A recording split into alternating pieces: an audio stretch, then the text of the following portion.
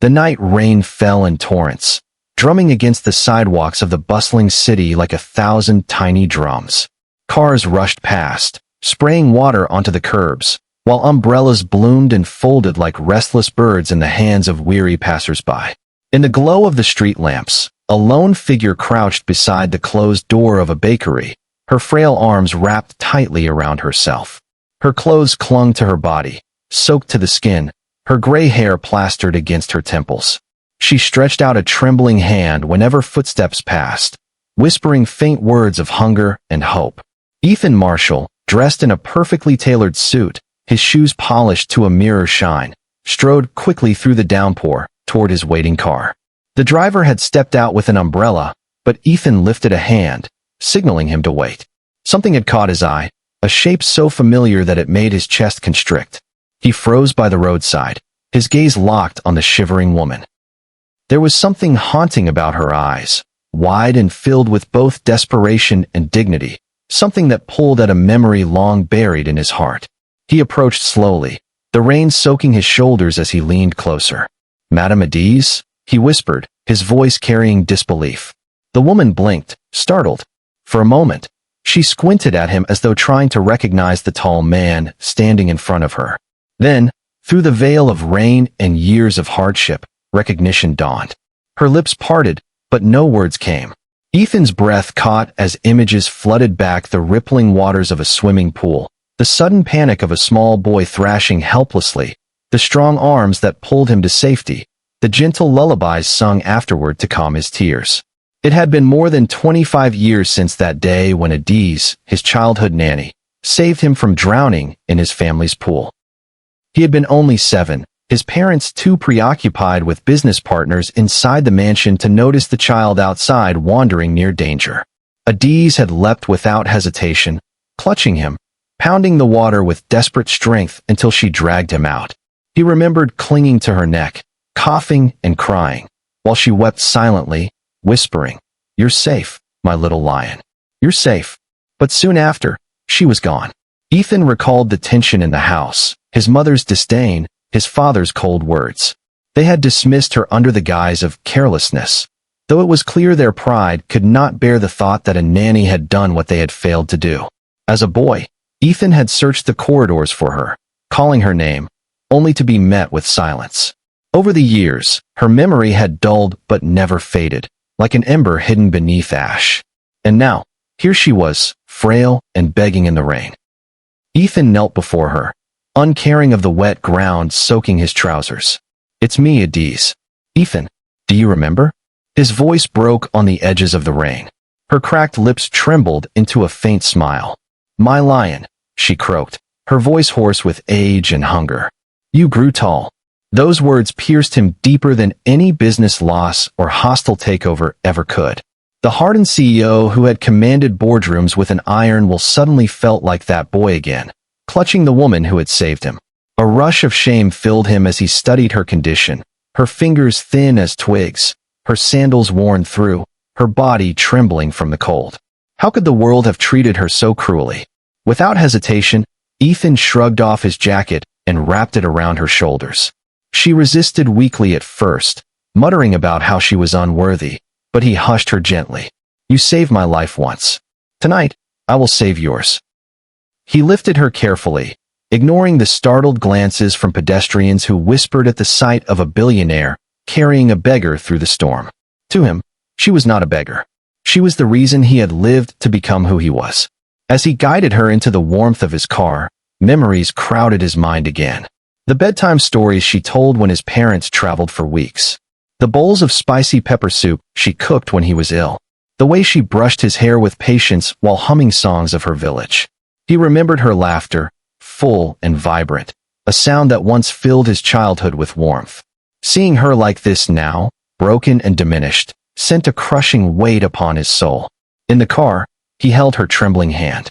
"You're safe now, Adiz," he promised, just as she had once promised him. She looked at him with tear-filled eyes, whispering, "I have prayed for you every day, my lion, even when I had nothing."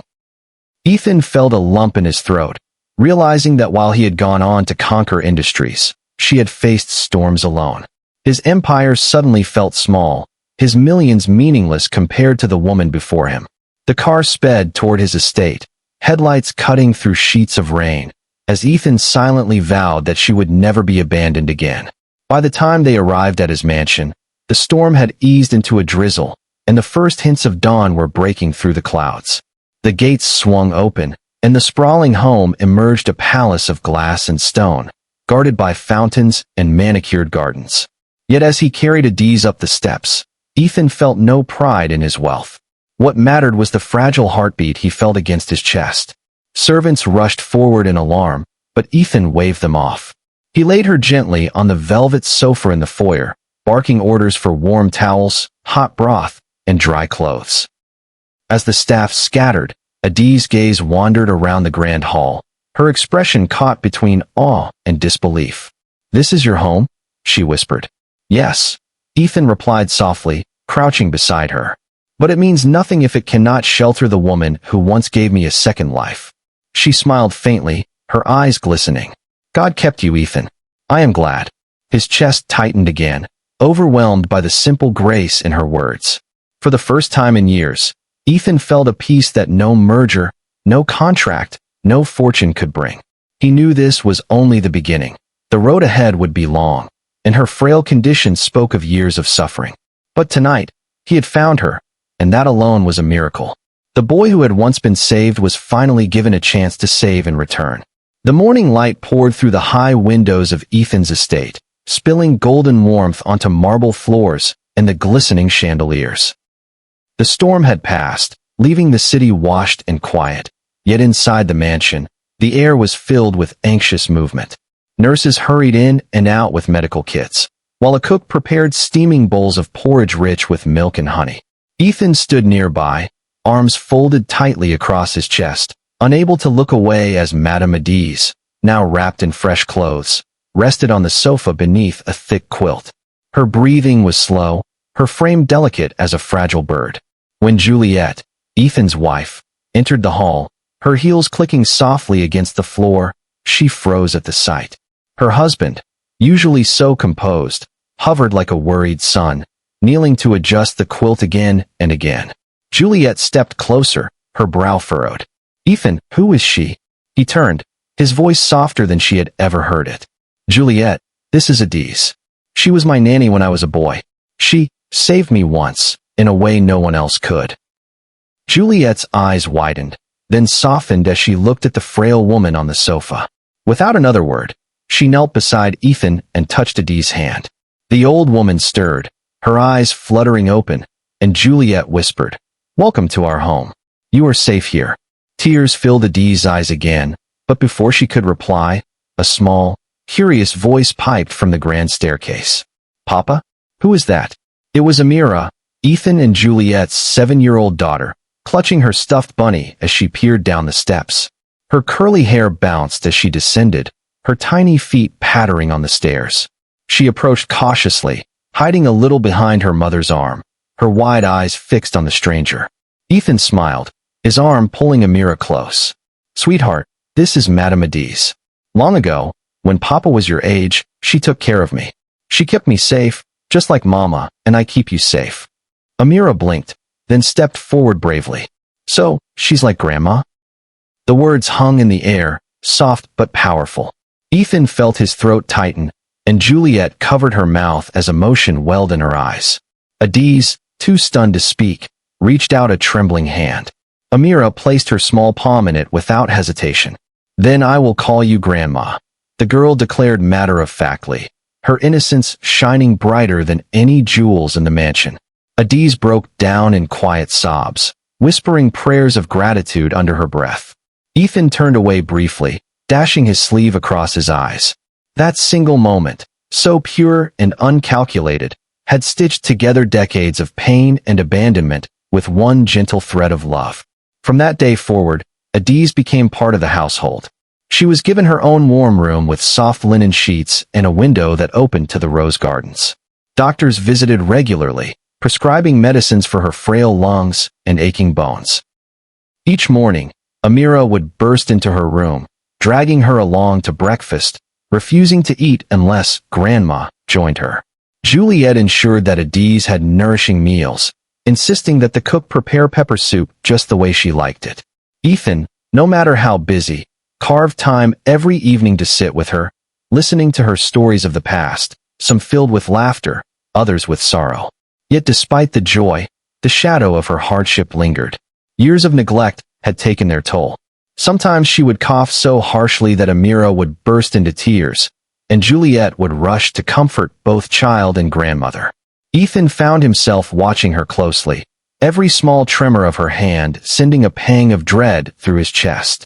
He had wealth, resources, and influence, but none of those could turn back time or erase the scars of suffering.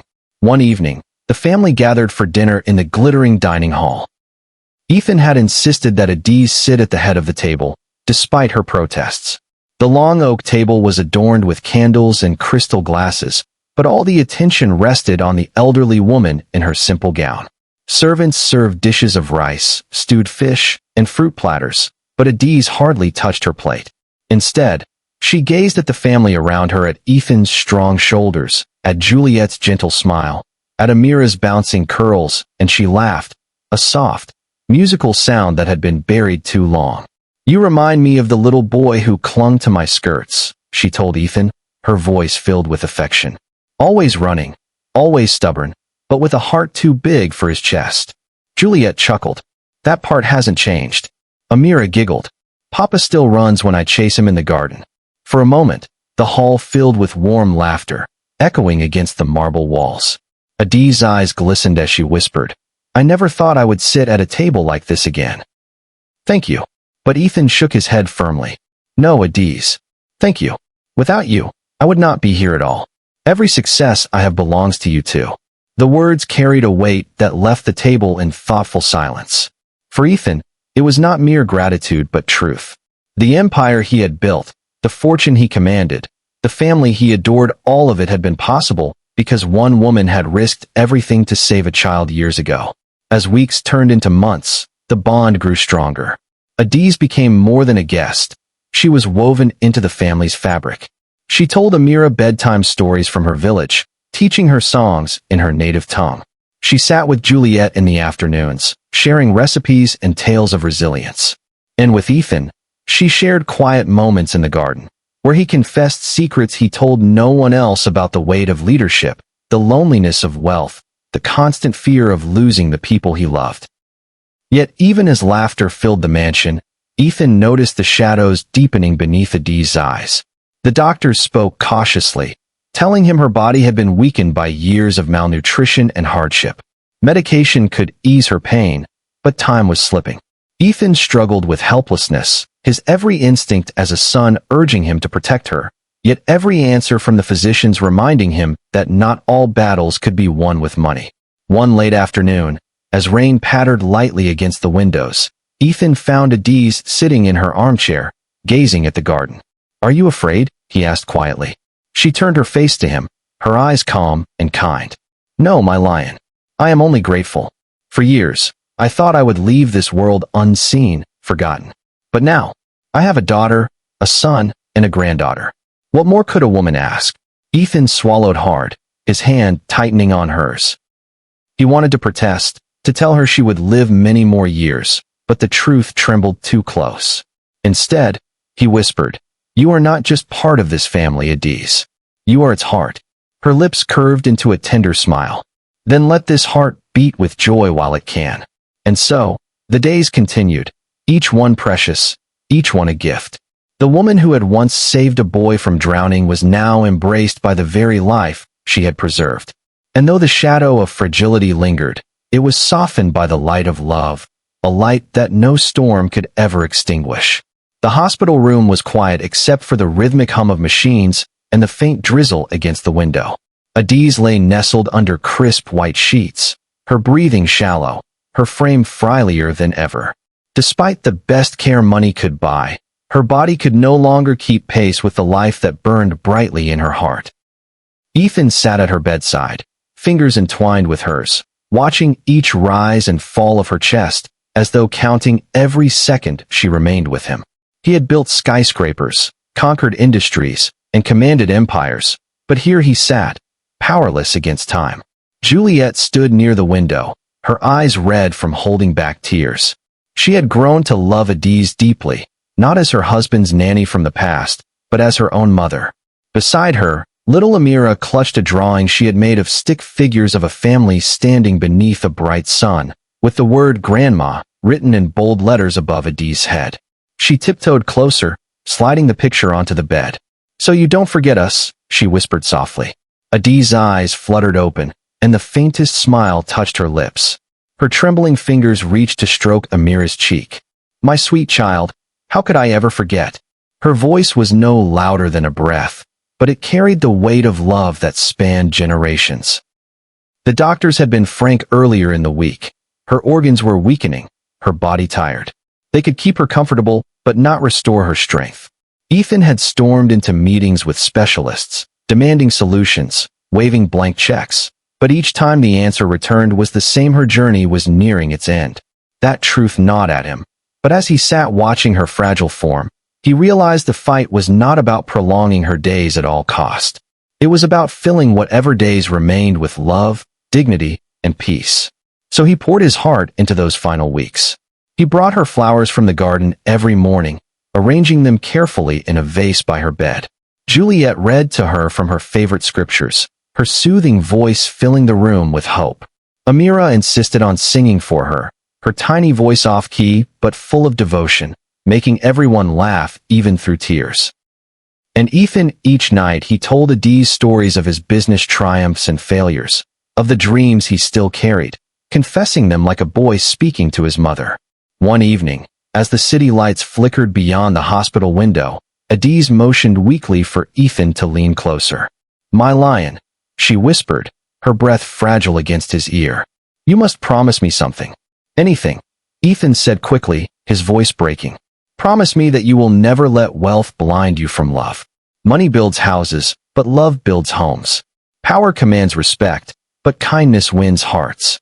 Remember, Ethan, in the end, what matters most is not the empire you leave behind, but the people who smile when they speak your name."